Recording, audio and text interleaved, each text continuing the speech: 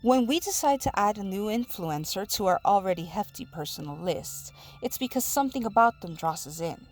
Usually we find something in them attractive, like their voice or their playfulness.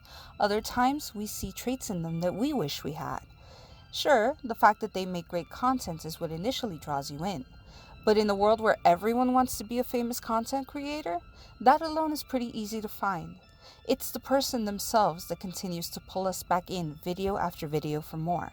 We become their fans and even feel like we know them. So, when someone like Ali Abulaban commits a crime so sinister that it leaves two people dead, we tend to wonder how we didn't see it coming. I'm speaking from personal experience since in this case I was one of those fans. Our story today will show you how easily mental health can deteriorate, how obsession can lead to gruesome crimes, and it'll make you wonder who else you may be watching, maybe at this very moment, who might not be exactly who you think. Are you ready?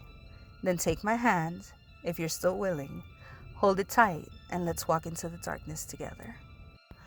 So for warning, there's a pretty big storm right now going on, and there's thunder and lightning and all that. I don't think it's going to take anything away from the mood. I think it's only going to add, but just wanted to let you guys know in case you hear it in the background. Ali Nasser Abulaban, I hope I'm pronouncing that right, otherwise I'm sorry for the remainder of the video, was born on May 18th, 1992 in Staten Island to Palestinian parents. The family later moved to Manassas, Virginia, where Ali grew up. From an early age, Ali knew that he wanted to be famous and began performing. He even tried his luck at singing. Eventually, though, when Ali was old enough, he joined the military, where he met Anna. Anna was a beautiful young woman who happened to be the daughter of a man that was stationed in the same military base as Ali. She was born in Okinawa, Japan, to Filipino parents. They fell in love with each other and began their family, bringing in a little girl by the name of Amara into the world. Soon after, on January 27, 2017, the couple finally tied the knot and moved back to Virginia. Ali took a job as an IT network engineer for a government agency. He later would call this phase of his life perfect and the American dream. Around that same time, they seem to have both began their social media careers. Ali became Jinnkid on TikTok, Instagram, and YouTube, making a sort of parody type content where he would transform into characters such as Tony Montana, which was his favorite, and videos where he portrayed non-player characters, otherwise known as NPCs from video games. Anna, on the other hand, began to create a sort of lifestyle content on her own channels. The two would occasionally do cameos or collaborate in each other's videos, and although Anna's viewers remained at a moderate number, growing slowly but surely, Ali's began to skyrocket, gaining him over 1 million followers across the platforms. In all the videos where they appeared together, they seemed like the perfect couple, close and very sweet, even bringing their daughter Amara into the videos now and then as well. Basically, if you saw these videos, you'd tag them #relationship-goals. It's said that once Ali began to get noticed more on social media, Anna became jealous of the attention that women were giving him, which began to cause a rift in their marriage. Nevertheless, on February 2021, the couple decided to move to San Diego, California because Anna had lots of friends there and she wanted to be by them. And this is where the real issues begin. Now, when someone tells you that they want to be near their friends, what do you expect? You can't assume that once they're near, they're going to just ignore them and end up completely absorbed by their life with you, devoted solely to that, right?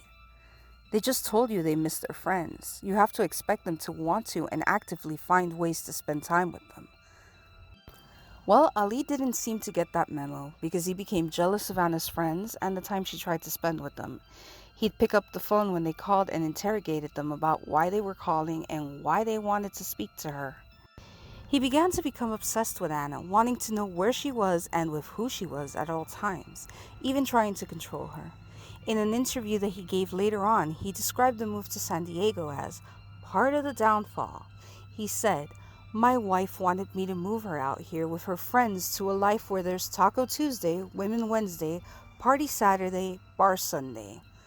But according to relatives, Ali wasn't as innocent as he'd have us think. His cousin spoke up about an incident where Ali pulled out a large bag filled with cocaine at an establishment. And when his cousin asked him to put it away and if he was trying to get them kicked out, Ali replied, "I'm Jinnkid. I can do whatever I want. Nobody can touch me. I'm Jinnkid, you know?" Sadly, this wasn't the only time that Ali was witnessed doing cocaine. A drunk Ali once pulled out a bag of cocaine and snorted some in front of his viewers on a live video. At first, everyone thought it was part of a skit, but it quickly became apparent that it wasn't, and fans began to get worried.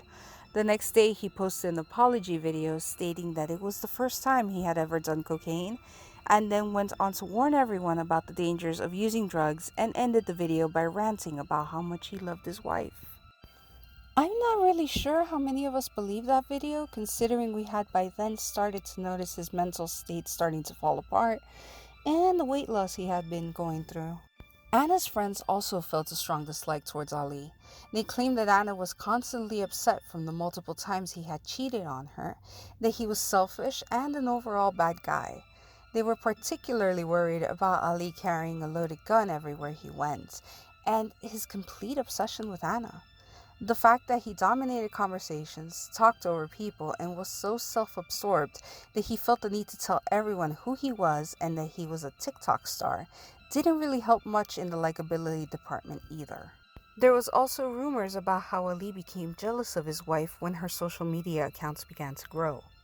Eventually, their rifts and jealousies started to become more of a domestic violence thing. There was a live video where Ali was filming and you could hear and see him as he insulted an off-camera Anna. He not only cursed at her, but he also accused her of using him to get into the US. You can hear him say, "You're not even an American citizen. I brought you to this goddamn country." Anna called the cops a total of 9 times to report domestic violence within 4 months, but the cops did nothing.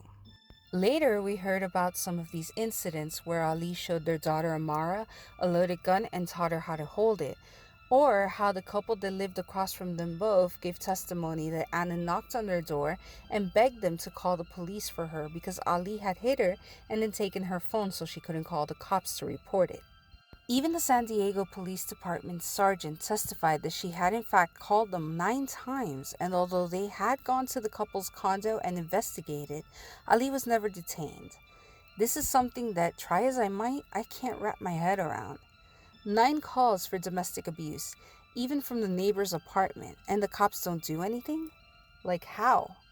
Amara even witnessed the abuse on multiple occasions, and it still wasn't enough for them to do anything. The final one of these calls that Anna made to the cops was in October. Ali had pushed her in front of Amara and Anna had sustained minor injuries. Again, the police did nothing and Anna finally had enough. She decided to separate from her husband. She had also planned to get a restraining order against Ali, but never seemed to have gone through with it since there was no documents that proved that she had begun the process. On October 18, 2021, Ali reluctantly left the apartment they shared and moved into a hotel. Although Ali had hopes of reconciling their relationship, Anna was done. She wanted nothing more than to be done with all the paperwork and to finalize the divorce. On October 21st, just 3 days after Ali moved out, he snuck back into the apartment using a spare key that he made without Anna's knowledge. He vandalized the apartment and downloaded a spying app into Amara's tablet that allowed the user to listen to conversations through their phone from anywhere where the tablet was. He then called Anna and told her what he had done to the apartment. He, of course, omitted the part where he downloaded the spying app from his confession. Later that day, Anna returned home and brought over her 29-year-old friend, Rayburn Cardenas Barron.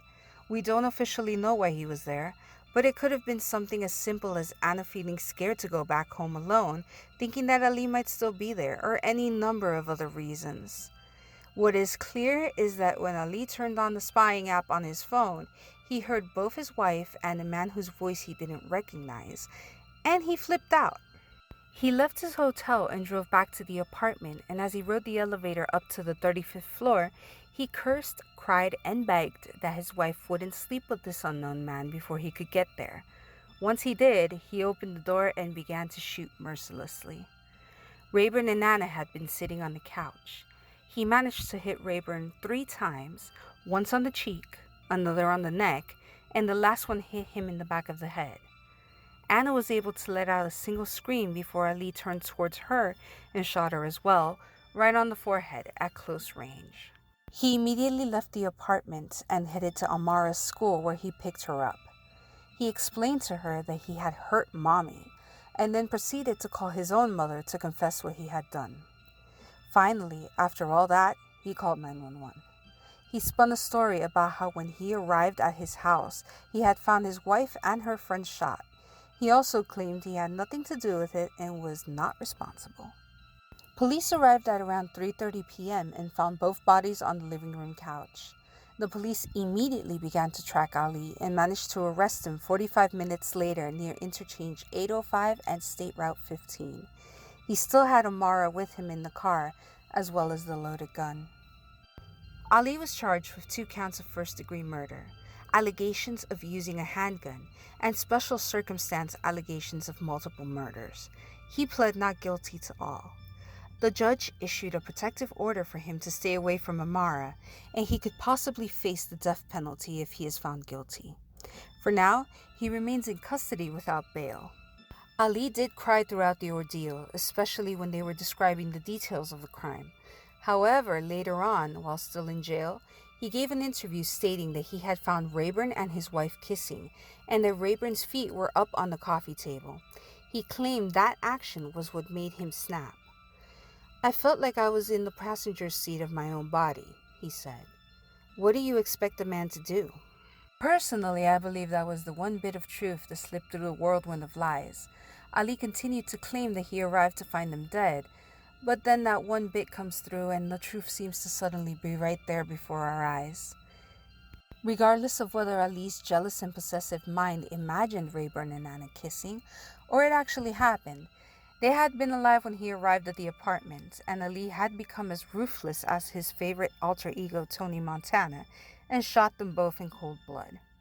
It almost feels like his alter ego took over, and instead of having that happy, caring, family-oriented man that I'm sure Anna fell in love with, it was the cocaine-snorting, gun-toting murderer from a movie that we saw take over Ali's body towards the end.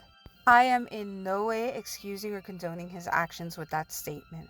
Remember that we opened this story with me expressing that to be a fan, you must find either attractive traits in that person or find ones that you wish that you yourself possessed. It's clear that Ali was definitely a fan of Tony Montana. Maybe we should keep this in mind as we pick the people we look up to. It may shed some light into our own inner selves and what parts of it we may not want to feed. That's it. Remember to comment about what you thought about this gruesome story and if you were a fan of Jinnkid before all of this happened. Also, remember to like if you liked and subscribe if you want more. Bye!